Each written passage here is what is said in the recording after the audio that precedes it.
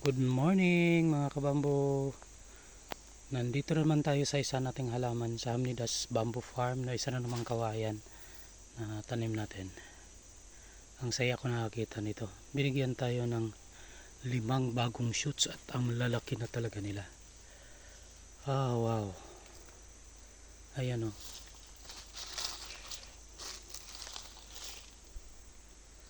Ayan o.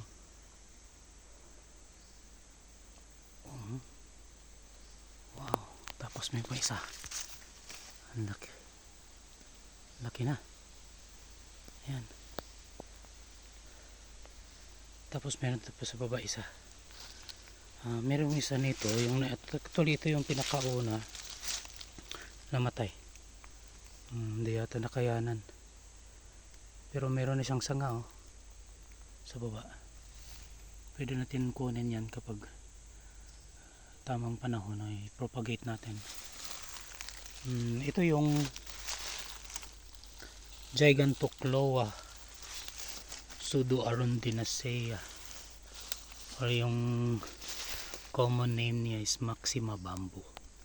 Malaki na to, nasa mga 4 to 5 inches ang diameter na nito. 6 years din ito since tinanim. Pwede itong gamitin sa construction, at saka masarap din yung shoots nito. Hindi ko pa binawasan, sayang, no? Gusto ko pang paramihin ito bago ko ito kainin. Wow, galing. Ganda, diba? Yung kulay nito may stripe na white yung puno niya. Ganda tingnan. Wow. So kung gusto nyong magtanim nito, meron akong mga propagules nito. So mag text lang kayo, mag message kayo, mag comment, no?